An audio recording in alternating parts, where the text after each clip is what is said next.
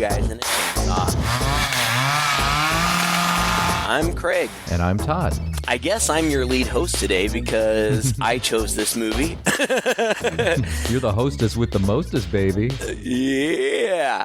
Okay, so seriously, we're going to have to stop plugging Shudder until they start paying us. But I guess I'm going to do it again. You know, I was just looking around on Shudder, and I've really been impressed with their original content and their exclusive content, and I don't know which one this falls under. I don't know if they produced this movie or if they just have the exclusive rights to it, but it's a movie that popped up just a couple weeks before Halloween called Scare Me. It's a 2020 film written and directed by a guy named Josh Rubin, who I don't know from anything else. And during the Halloween season, my partner very graciously agrees to watch these kinds of movies with me, even though he's not a big fan. I put this one in because I thought that it was going to be an anthology film. I knew the basic premise was that a couple of strangers come together for reasons we'll explain in a second, and tell each other scary stories. And I thought, oh, well, you know, I've seen this kind of movie before. It's kind of like the campfire, you know, kind of deal where people sit around and tell stories, and then the stories play out for us in film form, with actors and whatnot. And I was surprised to find that, in fact, it's not an anthology film. In fact, it really is just about a couple of people who sit around and tell each other scary stories for an evening. It's true to its premise. Yeah, it is true to its premise. And I was surprised and initially disappointed. The first 15, 20 minutes or so, when the first story started and I realized that we weren't going to see these stories acted out cinematically, I thought, oh man, this isn't what I was looking for. But as it got more into the movie, and certainly by the end of the movie, I was like, oh, this is good. So anyway, I had never heard of it before. I knew nothing about it. I knew nothing about the people involved. It's just something that I stumbled on and watched without, you know, planning to do it for the podcast. But then you and I recorded last week or a couple weeks ago or whatever, and when we were done, we said, what are we going to do next? And I said, let's do this next. And you agreed. Thank you. All I do is try to make you happy, Craig. I know. So that's my history with the movie. I assume that you had never heard of it either, right? Oh, yeah. I mean, you know, I don't subscribe to Shudder, so I don't see these Shudder originals that come up. And it's a brand new movie, too. I mean, this must have been one of the last COVID movies, pre-COVID right. movies. It came out in January 24th, I think, at the Sundance Film Festival. So that had to have been like the last film festival that was in person this year, right? So Shudder picked it up instantly. And the actor and actress in this, it's mainly two people. A third guy pops in for a little while. But yeah, I also had not heard of Josh Rubin. I was impressed with his performance. Actually, I was impressed with all the performances in the movie. But I went back and looked him up and saw that he has actually done quite a bit of writing, some directing of shorts, and a bit with like college humor and the stuff online, some online shorts.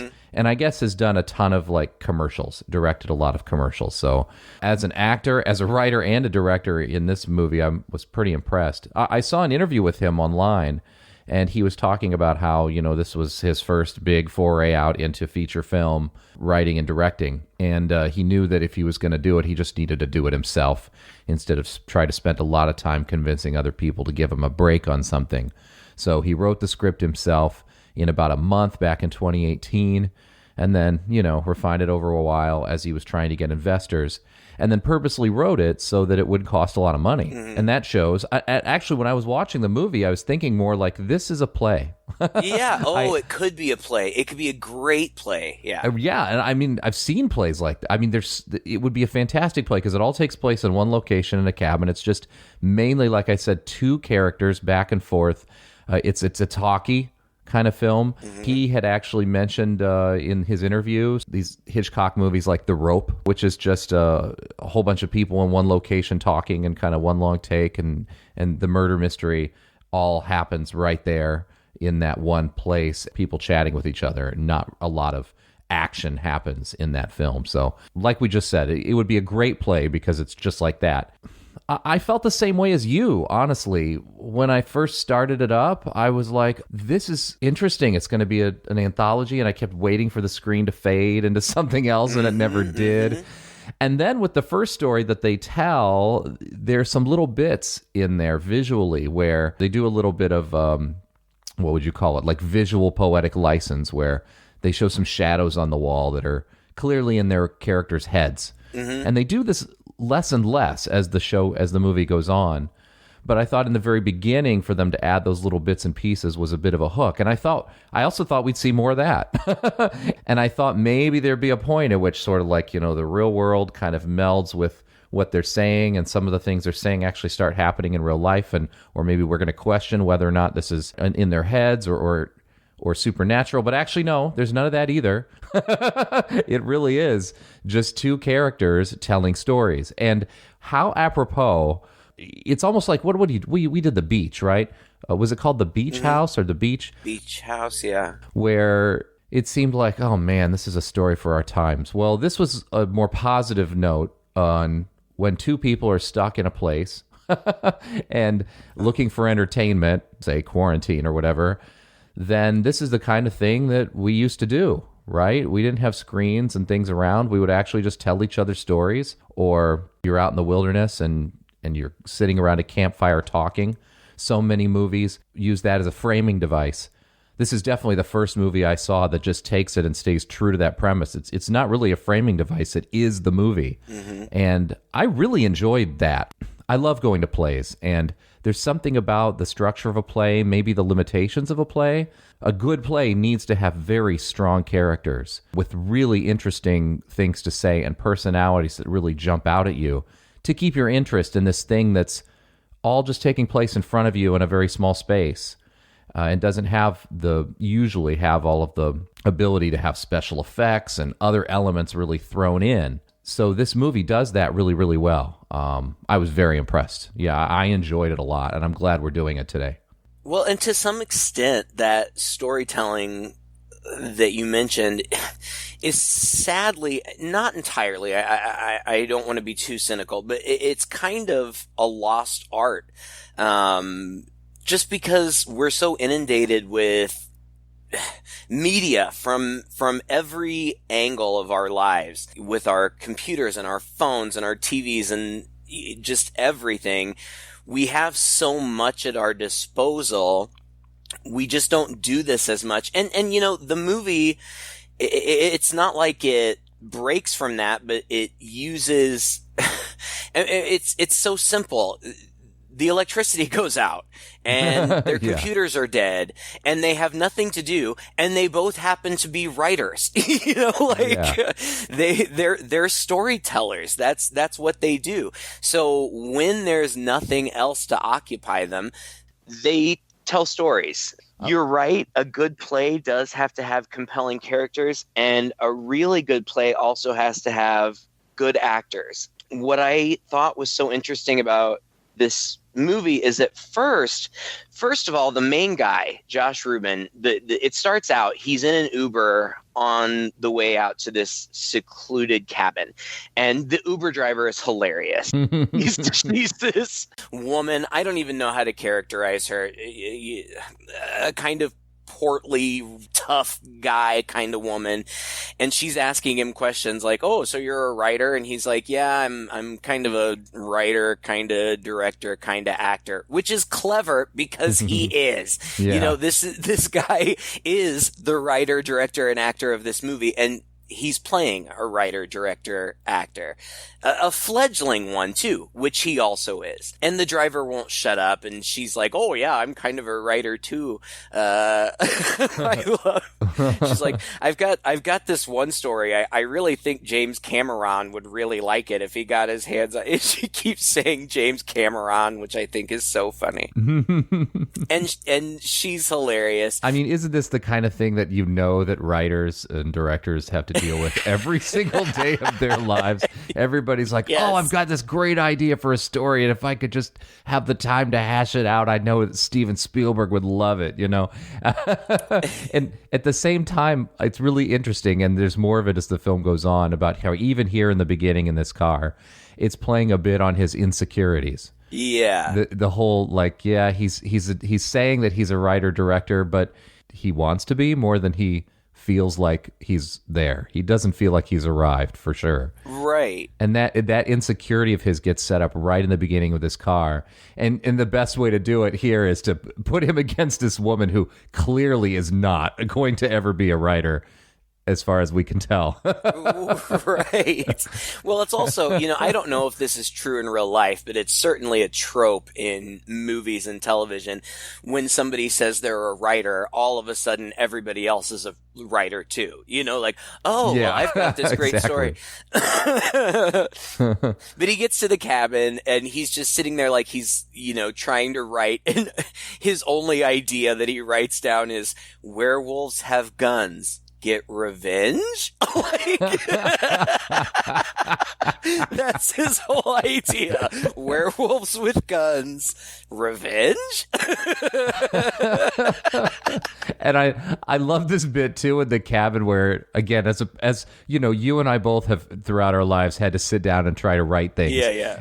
Facing that blank page is the worst. And all he does is run around, kind of walk around the cabin, drink beer, check his phone. Does stupid Jack Nicholson impressions for himself. Yes. But he also does, like, he's just sitting at a chair and he starts, and the music in the movie gets kind of spooky, and then he starts doing a voice. Like, he looks at the door to the basement and he does a voice like, "Let me out." And it's actually funny because as the movie goes on, we see that this guy actually is really kind of talented at manipulating his voice and his face. That's one of the things that I liked about the movie and about him, because at first I thought he was so lame, and he plays that really well for the first half hour. Yeah, being really super lame. But then later, as he kind of gets into the storytelling and stuff, he's far more dynamic, and he actually isn't a bad storyteller at all once he gets into it. And he also develops, like, he seems like such a sad sack kind of initially, but throughout the course of the movie, he really kind of develops an edge that you don't anticipate early on, but that is really effective later. I don't know. I just thought that he did a good job with character progression. The way he ends up is not the way that I pictured him in the beginning at all. But anyway, he's staying in some cabins and he goes out for a morning jog where he meets this girl named Fanny. Fanny is played by an actress named Aya Cash. And before I had seen this movie, I had started watching a show on Amazon called The Boys. And it's about superheroes, but it's kind of dystopian in that the superheroes are all owned by a corporation, and so everything's corrupt, and like the superheroes put on this front that they're these great, amazing heroes or whatever, but really it's all about money, blah, blah, blah, whatever. I could go on and on about that show because it's my new favorite show. And then I saw this movie. Okay, this story's getting convoluted. I saw this movie, and then in this movie, Aya Cash plays Fanny, a horror writer, and she's actually an established horror writer. She has had a very, very successful novel out that is, critically acclaimed, optioned for a movie already. So like she's super established. The point is, this girl throughout the whole movie, Aya Cash, I fucking loved her in this movie. I thought she was amazing. Yeah. And as it turns out, she is in the second season of The Boys, and she plays one of the superheroes. And I'm only 3 episodes into season 2, but she's amazing in this. I am obsessed with this actress. I just think she is fantastic. She's so good. She's good. And, now you talk about her. What more can I say? I'm gonna feel like I gotta heap a bunch of praise on her. No, she was really good, and she reminded me a little bit. Well, first of all, she seemed very real. She's got a little bit of this edge, but it's more of a humorous edge to her, I think. You can see then, therefore, she probably has a few insecurities of her own. I thought as an actress, she was great. In fact, a lot of the dialogue and coming out of her mouth seemed so quippy and cool and natural that I had a suspicion that maybe there was a bit of improvisation going on here. And It seems like the kind of movie that would have a lot of improvisation, because that's what they're doing in the movie. It really is improvising these stories for each other. However, Josh Rubin said no, actually, there was not a lot. He said maybe 10, 12% of the movie was improvised. One of his favorite lines, which came out of her mouth, and he said most of what was improvised came out of her mouth. However, they just didn't have the time for that. He said, we just basically had to set it up and go, and we didn't have the time and the money to spend a lot of time improvising scenes. So, and I liked her character, even though at first I didn't. There's something about her that turned me off a little bit. Like maybe she was a little too, what's the word I'm looking for, Craig? I don't know. I do like her, but I could understand, like, if I knew her in real life, I don't know. Yeah. She's cynical, really sharp, very cynical. And I like sharp people. I think people should be sharp and clever, and cynicism isn't terrible, but maybe she's got a bit too much of a dose of it. I don't know. Yeah, and she's a little bit condescending. Yes. But it feels less like being condescending than it feels like just being a straight shooter. Like, yeah, she just says what's on her mind, or she kind of ends up taking like a tough love approach with him, right? Like at first, I thought she wasn't really encouraging him in his aspect of telling the story, like you said, just a little more condescending. But after a while, I felt like, no, I think maybe this is just her approach. She has this aloofness, and this aloof. That's good, right? Yeah, a little bit of an aloofness, and then kind of a tough love approach. Like, I'm going to tell you straight, kind of jerky about it, in order to bring out something better in you that maybe she kind of has seen in there all along, or was looking for anyway. But she's also just very cool about it. Like, it doesn't come across as malicious or nasty. No, I don't know how to describe her. There's she's a confidence. Just sharp. She's very confident, it seems like, and just really sharp-witted. And I believe that she's smart, and she is good at what she does. And though, like you said, she's not braggy about it, she's also not super humble about it either. Like, this is what I do, and I'm good at it. Like, I'm not going to apologize for that. Good for her. Well, so they meet, and it's kind of a lukewarm meeting. He knows who she is. Of course, she doesn't know who he is because he's nobody. It's kind of a cool meeting. Like, it kind of seems like he's kind of maybe trying to flirt with her just a little bit, friendly flirting, and she's just not into it. Like, okay, whatever, bye.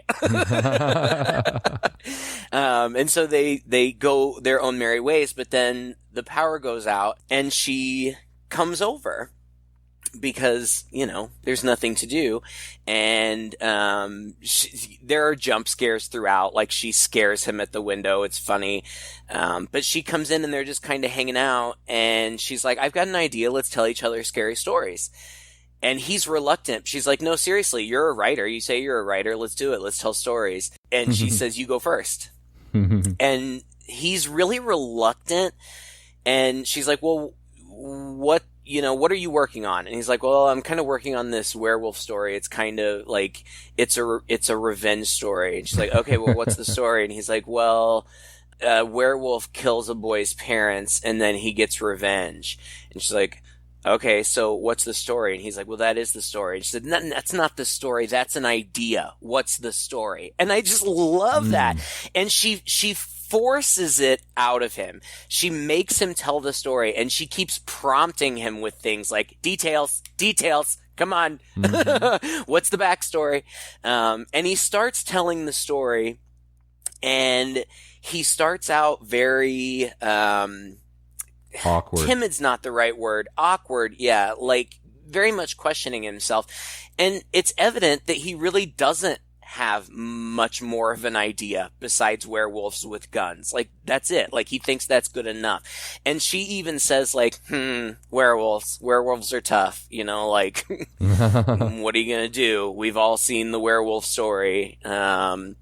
With his prompting, or excuse me, with her prompting, he tells this story, and it is kind of lame, and it starts out kind of lame, and it's all, you know, very typical. A werewolf attacks this family, and the dad gets attacked first, and then the mom gets a gun out of a shoebox in a closet, which the Fanny's totally calls, like, yeah, obviously, because there's always a gun in the shoebox in the closet. But as he gets into it, it gets better.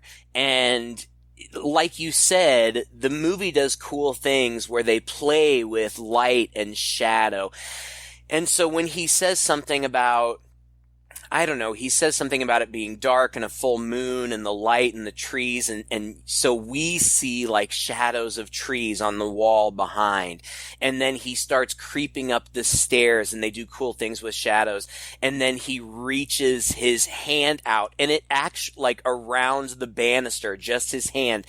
And we see a werewolf hand, and she's really getting into it, and she actually that is scary. And like, she's getting into it, and he's getting into it, and it's fun.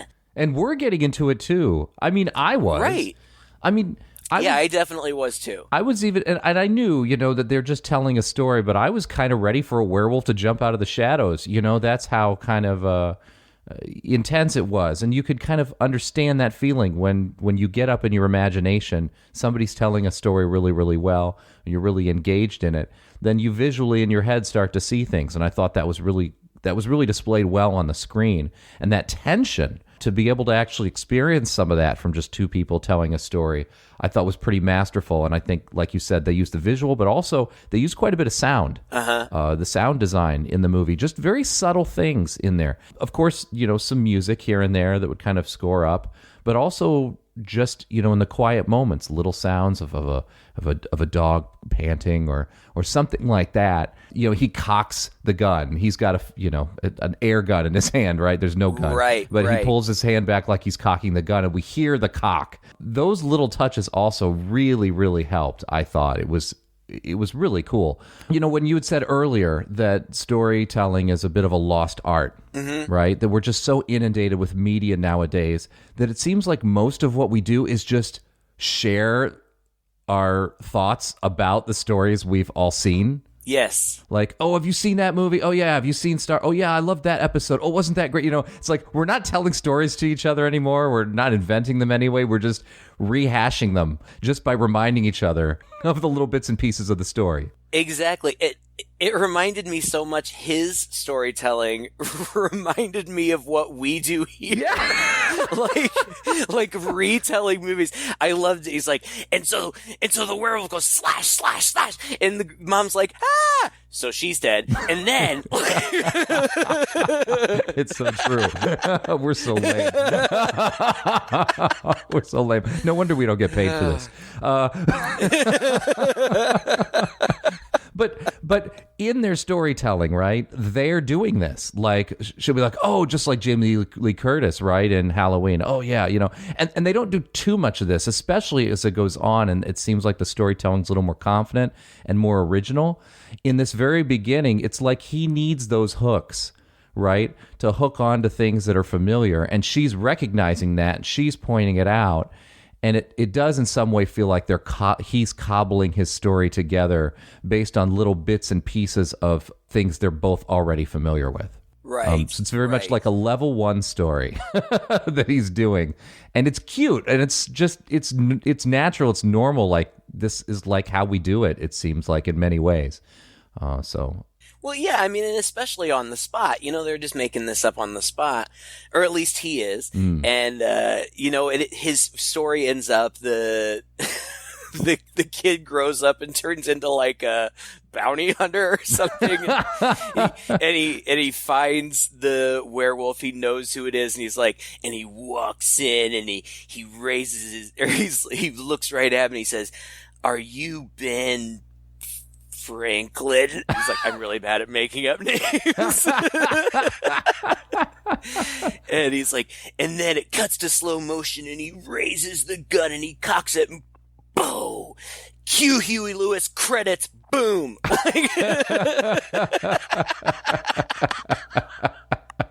Huey Lewis. I know, so silly, so funny. God, but then it's her turn, and at first he's like, "Okay, your turn," and she's like, "Nope, I'm good." Like, she's not gonna tell a story, but he finally gets her to, and her story is called Grandpa, and I have been walking around the house doing this story for weeks. She talks. She's like, "Okay, so there's this little girl. Let's gonna call her Cassie. I don't know, whatever." And she's like, "But she has this grandpa, and he's super creepy." And the other guy's like, "Wait, no. If this is a touchy kid story, I'm not into it." And she's like, "No, I'm not gonna go there. Shut up." And that's the other thing. Like, he tries to do the same things to her that she did to him, like asking for details, and she just always says, "Don't interrupt me." She just shuts him down, and he's like, "Okay."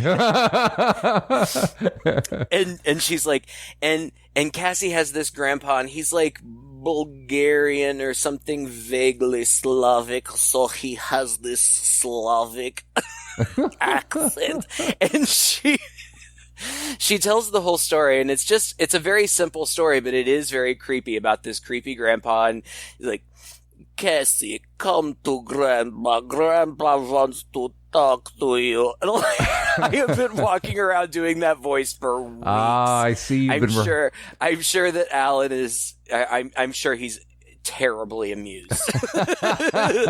Come to Grandpa. This must have been the most rehearsal you've put in for a podcast lately. I'm really impressed that you brought that to the table. Usually I'm singing songs. It's such a simple story, but she is such an effective storyteller. Like, she's so good. Like, I want this girl to sit and tell me stories all day. Yeah. Like, she's just fantastic. And the story is that, like, the grandpa's super creepy and weird or whatever, and so eventually the granddaughter is like, "I'm going to get some medicine and poison his food." And the guy's like, "Well, that's kind of dark." And she's like, "No, it's kid logic. It's like, well, maybe he will just get very sick and then things will be better. I don't know. Or maybe he will be dead, and that's okay too." Like, she's just so quick. Like, yeah. I'm sure it's the character. I'm sure it's writing, but this girl is just so good at acting it too. Like, she's just so quick and smart, and her storytelling is so good. And at one point, like, when the grandpa's dying, she's like, and the drools, he's got soup all over his face, and she, like, I don't even know where it came from. She gets a big old handful of peanut butter and smears it on her face, so she's laying on the couch with this peanut butter smeared all over her face, talking like the grandpa. And then the grandpa dies and comes, like, sends his little dog back to haunt her. And like you said, little things are going on. Like, she'll say things like, "Cue the spooky lightning," and lightning will happen. And then she'll say, "And the door opens slowly by itself." And you see that happen behind them. And it's not as though they're not taking notice of these things. They do. Like, they look at them, like, they look at the door like, "That's weird." As though these things are really happening as they're telling the story.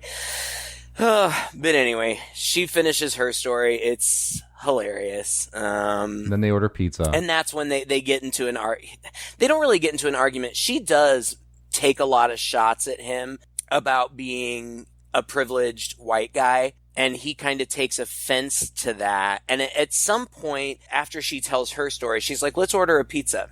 he gives her his phone, and she calls and she orders the pizza, and then while she's still got the phone, he gets a text, and she gets it because she's got the phone, and she's like, "Who's Meredith? She says you're a monster."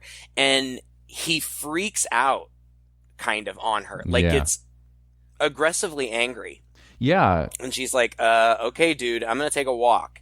Mm-hmm. So she does. I mean, she just goes outside for a little bit, and she's got this idea notebook, and she's writing in it.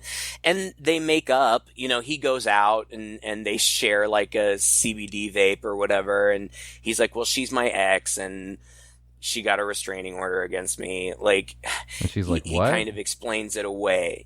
But it just kind of seems like bad relationship ending, and he's edgy about it, but not really a big deal in the moment. It's true, but also, I don't know, for me it felt like a bigger deal because in the moment, because it brought me back to really where we are and what their situation is. And maybe just because I knew this is a quote-unquote horror comedy, I was waiting for a twist to come or something, but they're still two strangers.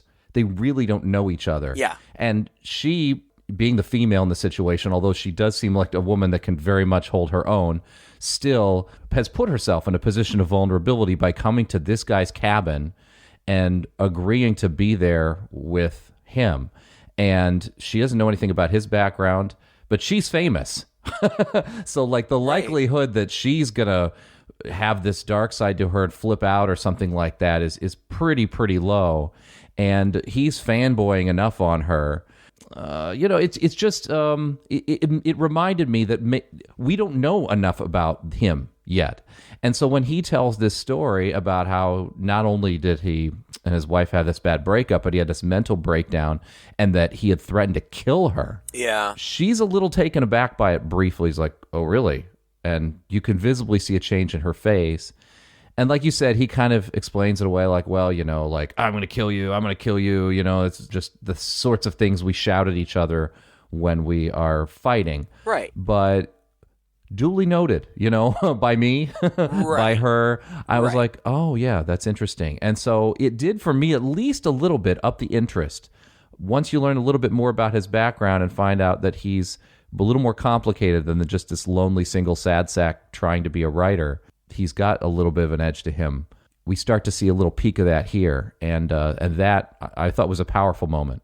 Yeah, I agree with you, but I don't know, maybe like her in the moment, everything else about him has seemed so non-threatening. Like, he just seems... Frankly, he comes across as being pretty weak. Like, she is a dominant force, and he is not. Or at least it seems that way. It's easy to write off, is what you're saying. Yeah. And I even believe him. I even believe him when he says, it's when you're fighting and you're really upset, you say things like that, like, I'm going to kill you. Like, I don't know. I don't recall ever having said that, but I've said horrible, hateful things that I didn't mean. Right. That taken out of context could be threatening, I suppose. It came across, I believed him.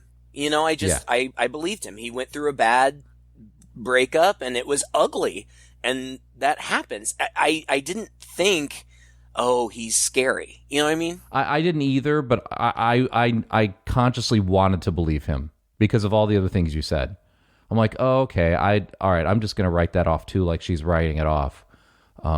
But, once again, it just really illuminates that fact that they still don't really know each other that well, and that they're putting a lot of trust in each other to be there. Well, and the fact that we're talking about it so much, I'm sure signals to our listeners that it's significant later, and it is. But it seems like I put more significance on it in the moment than you did. Yeah, I think so. But anyway, okay, so they get back to storytelling, and they actually tell a story together. They make up a story together about this troll, because he does... He does a Gollum impersonation, basically. It's great, though. It's so good. It is. Oh, it's good. He's really good. And he is actually very good at doing voices and manipulating his face. He can do really interesting, fun things with his face. Like, he can cross his eyes funny, and he can really kind of grotesquely manipulate his face. He's good at it, which is surprising because he seemed so lame initially, but when he actually gets into it, he's good at it. You're right. And also this story gave him a chance, I think, just to do more interesting things with the camera. Like again, when you're in this little room, you've got to keep the cinematography engaging and interesting as well, or else it looks like you're just watching a stage play. And it was neat how it got us down on his level. We're kind of looking up at the troll from the ground, and he seemed a little more sinister with his facial expressions. They used the light, I think, from the fireplace to very good effect. It's only light source in the room, but boy, when they need to make somebody look spooky, you make sure that there's some shadows being cast up on his face from that light, and it was good. It was really good. This is a story, like you said, that they're basically improvising together, and it's and of course it feels like an improvised story because it's about a troll that lives behind the walls of an edible arrangements shop. It's hilarious because that's his only idea. His only idea is, I am a troll. La, la, la. It's like, okay, well, but there's got to be something interesting. Like, he has to live somewhere interesting. Like, maybe in the vents of, like, I don't know, like an edible arrangements. And they, just like an improvisation game, they just have to go with it.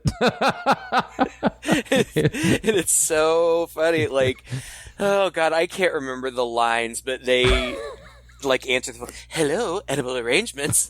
We have a troll that lives in the walls. Like, oh God, it's so funny. By the way, in that interview, the interviewer had asked him what his inspirations were for the movie. Was there anything in particular he was drawing from? And he said kind of spiritual inspiration more than anything. It was the number one was Cat's Eye from Stephen King.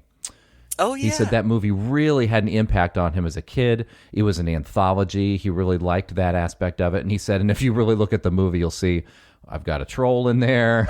I've got kind of a weird old man. He said little bits and pieces of Cat's Eye did thematically and spiritually made it into this movie. So I thought that was kind of funny. It's fun. Yeah, it is. And, like, they come up with, kill your boss and then kiss me and you will live for 300 years. just the most contrived, ridiculous things.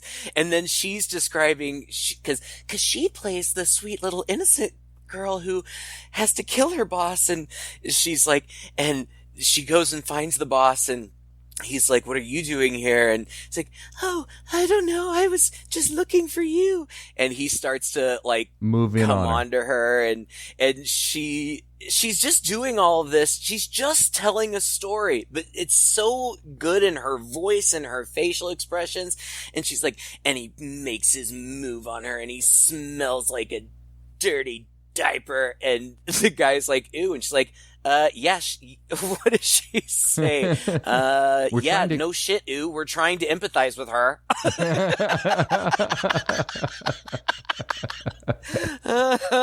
It's like she's giving a master class in storytelling for this guy.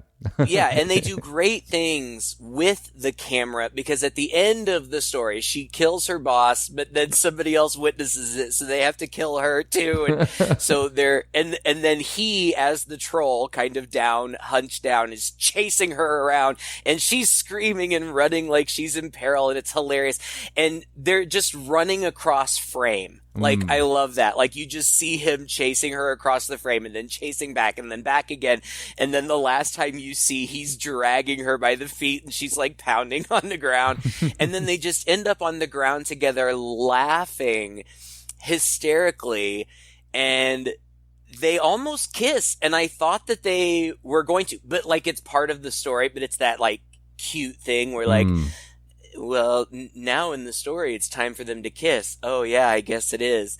And they kind of start to lean in to kiss a little bit. But we see somebody very scarily open the door and sneak up behind them. And then the person says something and they both scream and jump up, and it's the pizza guy. Yeah. Who's played by Chris Redd, who is an SNL alum. And he's very funny, and he gives them the pizza and they pay him or whatever. And then he says something like, I guess it's a good thing I'm not a serial killer. And he kind of does his own little 30-second improv story. Yes. And I guess that prompts her to invite him to stay, which he does. He stays like for a couple hours. Too long for a pizza hanging out delivery with man. them and telling stories. Oh yeah. When he finally leaves, he's like, "Oh shit, I gotta go. I've got a Hawaiian that was supposed to be somewhere 2 hours ago." I didn't anticipate this part. I didn't anticipate a third person coming in. Me neither. And when he arrived, I was a little disappointed because I was so digging their dynamic that I felt like introducing a third person would kind of mess with that. But as it turns out, this guy is actually really funny too. And it turns out he doesn't know who she is until Fred tells him. But then, he as it turns out, he does know who she is, and he's a huge fan. And so he's starstruck. And so he hangs out. And they get drunk, and then she's like, "So, anybody want to do some coke?" and Fred has never done coke before, which they are both blown away by. They can't believe it. They're like, "Oh my God, you have to do it. He's like, "No, I've never done it, and I'm sure you wouldn't like me on coke." Which, again, just a little bit of like foreboding, like, why'd you say that? Why? Yeah. Right, exactly. But he does it anyway. And so then they're all coked out of their minds. And Fred, has been trying to get Fanny to tell the story of her novel the whole night, and she wouldn't do it. But finally, with Carlo's help, they talk her into doing it. And she and Carlo act out the events of her book, which is like a vampire book, I think. But I also thought this was clever because, like him, I had been wanting to know what her amazing book was all about.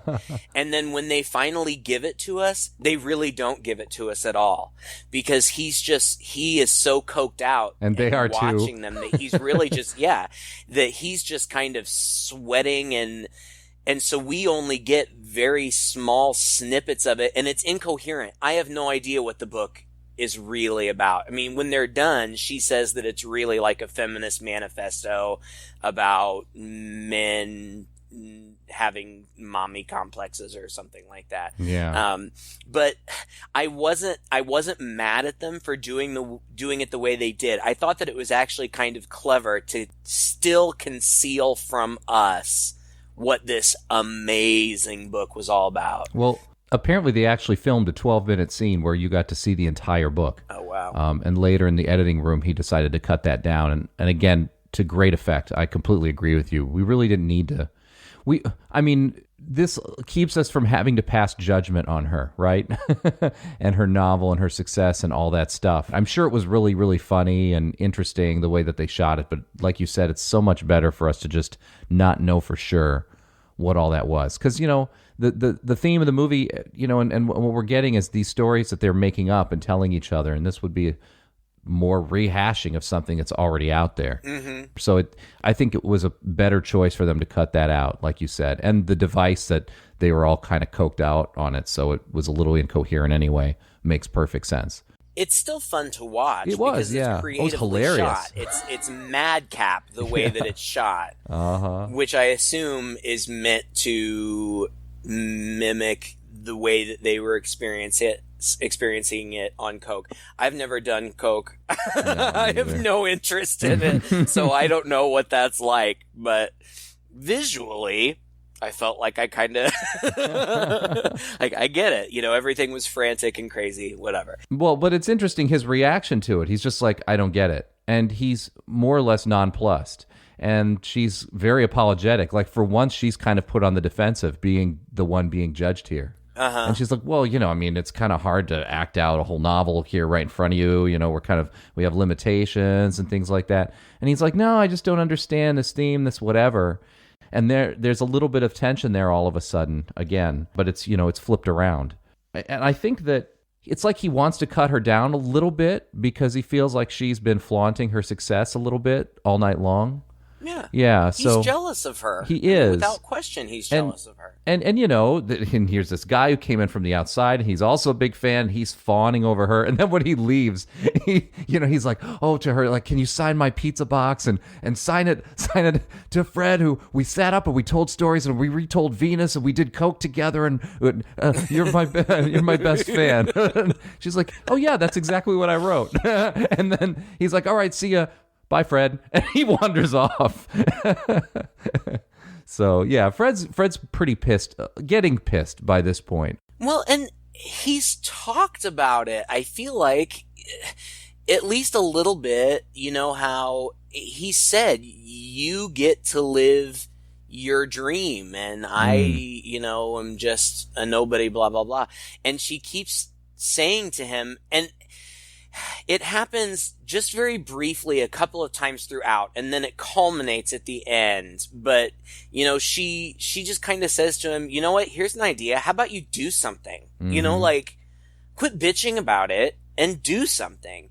But he doesn't take that well. And I get it. That's kind of something that's hard to hear from somebody, especially somebody who's younger than you, who's had a lot of success already. But she's right, He's just feeling sorry for himself, but he's not doing anything proactive. I mean, I guess he is. He came to this cabin to write, but all he's got is werewolves with guns. I don't know. Before Carlo leaves, they do a musical story, which is hilarious. They're like, Fred says, let's do something with music.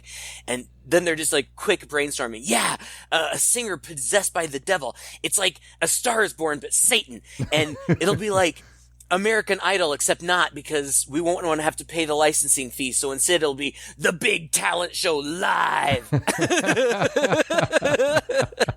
And then Fred plays the part of the devil, and he's all lit in red, and she's this mild-mannered girl who's accepted this deal with the devil to win American Idol, and like she's up there getting ready to perform her song, and she's like, "Don't fuck this up for me, the devil."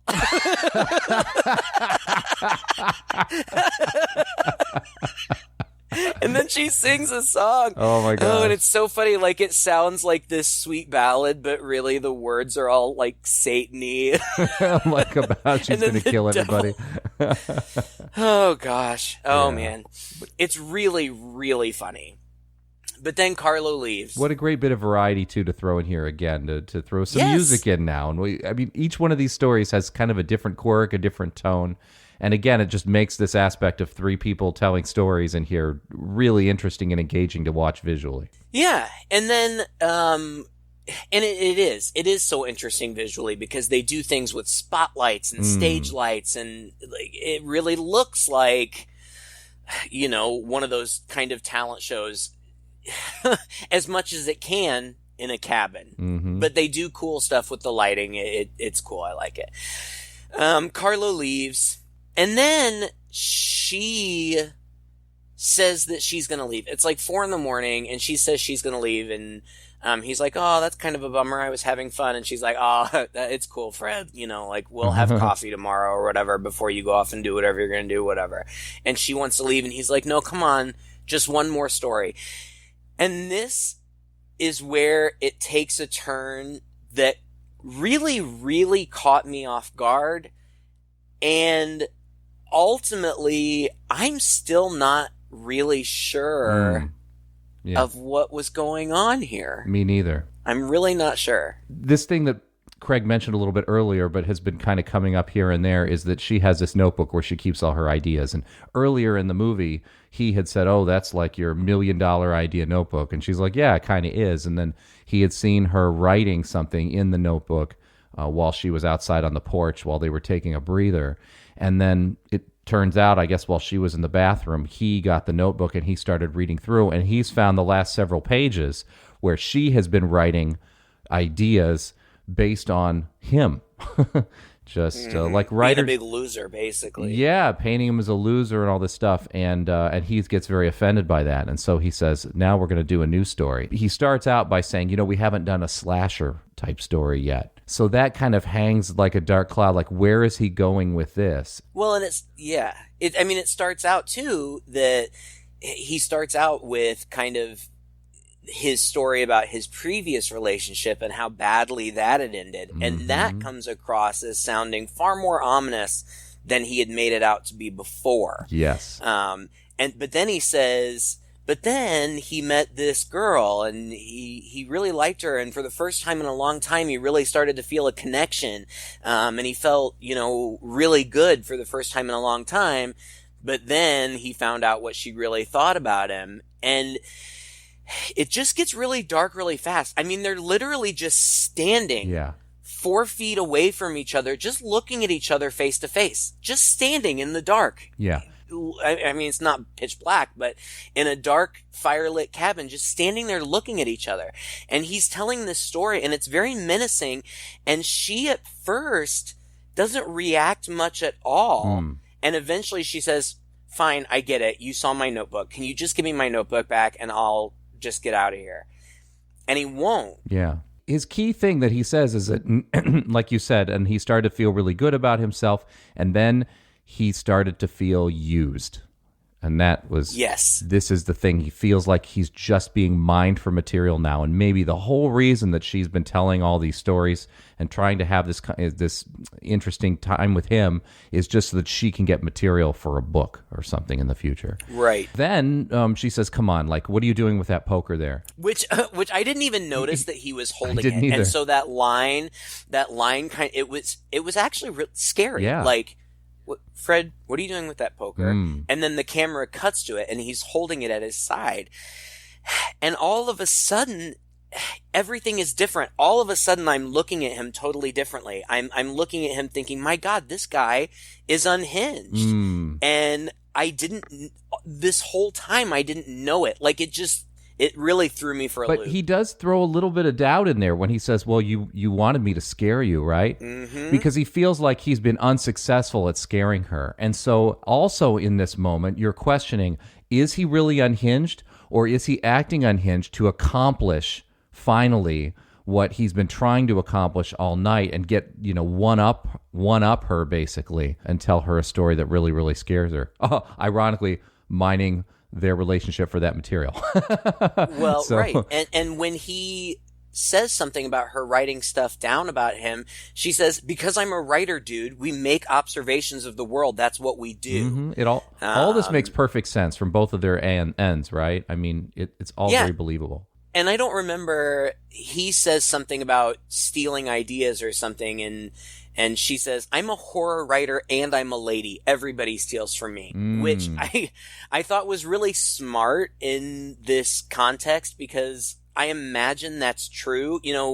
Horror is not a genre that women thrive in. And I don't think it's because women are untalented. I just think that traditionally it's been a boys' club. Of the hundreds of movies that we've reviewed, a handful have been directed by women. Mm-hmm. It's terribly disproportionate. So her perspective is absolutely true. She says, you're just pissed off because you'll never be great. Which I thought maybe not the smartest thing for her to say, but I think that she's trying to what she's trying to do is confront him with the truth that the reason that he's not going anywhere is not anybody else's fault but his own. And he can try to blame it on other people, but if you just don't have it, you just don't have it. But he proposes a chase. He says, I'll chase you, and if I don't catch you, I'll give you your notebook back and you can go on your merry way. But if I do catch you, basically I'll kill you. And so the chase ensues. She runs and she hides. He chases her. She hides under the bed. And it kind of seems like he just doesn't look under the bed and kind of walks away. I mean, it's a small cabin. Where else is she going to go? Yeah. I assumed that he knew she was there, Yeah. and he did. Eventually she crawls out and he flips the lights on and he's still standing right there. And he says, "This might be the creepiest story yet." And I thought of it. And then he starts chasing her again, and they run towards the stairs, and we don't see it, but we hear them fall down the stairs. Yeah. And it's obvious that something has happened, but we don't know until they cut back to them and what has happened. We just see it first, her laying on her back, like propping herself up on her elbows, breathing heavily and kind of crying and looking at something. And then it cuts to him, and he has impaled himself on the fireplace poker. Mm. And this is when he says, "I was just kidding. I was just telling a story." And I don't know if he's telling the truth or not. I have no idea. I don't know if he really was just telling a story or if he really was crazy and may have killed her. I have no idea. Because he's pretty convincing when he says, "I was just kidding." I kind of believe it, but I'm not sure. It's very ambiguous, and I think it can more or less stay there. That's part of what makes the ending so genius, I think. I mean, I really do think the ending of this movie is wonderful, because I was wondering where in the world would they lead. And yeah, that was interesting. So he's impaled on the poker, and she's there, and she's upset, and he's just sputtering out, and he asks her to do him a favor by finishing him off. And she's like, I can't do that. And he's like, "No, please finish me off." So she goes over and she gets a log and starts to approach him. And he goes, "Oh, log, good choice." And she raises it in the air like she's going to bring it down on his head or whatever. And then she goes, "Nope," and just drops it and just walks out of the house. Yep. And and then the woman for the driver, it's like morning time. The driver's there to pick him up, and she stumbles around the house. She's looking around. "Well, it looks like somebody had a really good time here last night." Picks up a piece of pizza, cold pizza from the counter, and is eating it. I mean, she's funny. But anyway, she goes around and doesn't even seem to see him. What she sees is that notebook on the floor. Yep. She picks up the notebook, opens it, and goes, and then cut to credits. And then after a couple credits go up on the screen, we see kind of a mid-credit scene where there's a bookshop, and it's dollies in closely on the window, and you see that this woman has written the book, Scare Me, and apparently is now a best-selling author based on this book of stuff that she found in the notebook. Oh my gosh, that's so funny. I didn't see that. Oh, you didn't see that? No. You turned it off? I did. Well, no, actually, I thought there might be an end credits scene, so I cut to the end of the credits, but there wasn't. I didn't watch them through, so I didn't see the mid credits. Oh scene. man, that's funny. It was hilarious if you missed it in 20. It was just in 20 seconds, which wraps it up quite neatly because, of course, the reason that writer, what was her name again, Fanny, wanted to get out of there was so she had nothing to do with his death and couldn't be associated with it. So of course she didn't have time to go back for the notebook, but she's never going to admit that her notebook was in there. So she can't do anything about this woman stealing her notebook of ideas. She's just got to kind of accept it. So it was a clever ending in two ways, right? It's kind of cute and kind of funny, but also, like you said, very ambiguous. I still don't know whether he was telling the truth or not, and that just makes that last story very delicious. This movie surprised me. It really surprised me how much I ended up enjoying it. And I think it's cleverly written. I think that they did so well with limited resources. A very confined set piece, but they did so many cool things with lighting and cinematography and not even anything complicated. It wasn't anything complex or complicated. It was just clever and a good use of what they had available. And I also just think I was impressed, especially all the actors were good. I mean, Chris Redd, who was Carlo, he was good. He was really funny. I liked him. But Josh Rubin and Aya Cash carry this movie, and I just think they just do a great great job. I think it's well acted, it's fast paced, it's funny, it's witty. I totally believe them in their characters. Yes. She's hilarious throughout. I thought that he had a really great character arc where I had a certain perception of him in the beginning, and then by the end, my perception of him had totally changed, and I was actually kind of confused in a good way. I just thought it was really super, super clever. And I was excited to share it with you because, we love horror, and both of us are fans of horror films, but we are also both fans of horror literature. We both read a lot of that stuff, and a story about horror writers, and a story where these horror writers are playing on and playing with conventions of horror and storytelling.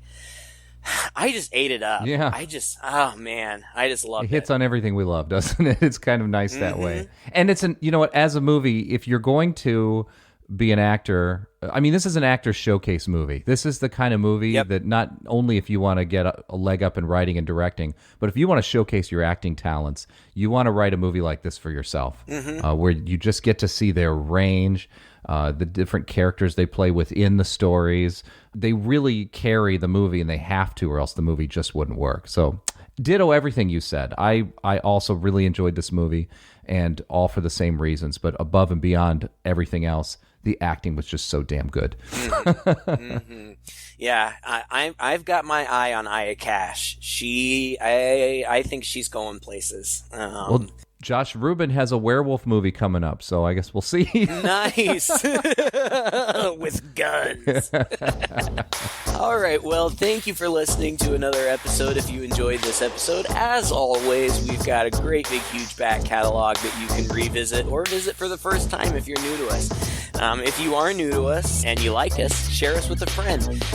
You can also get in touch with us on Facebook or on our website. You can find the podcast anywhere you can find podcasts: Stitcher, Google Play, iTunes, all those places. And we will be back again sometime soon with another review for you. But until then, I'm Craig. And I'm Todd. With Two Guys and a Chainsaw.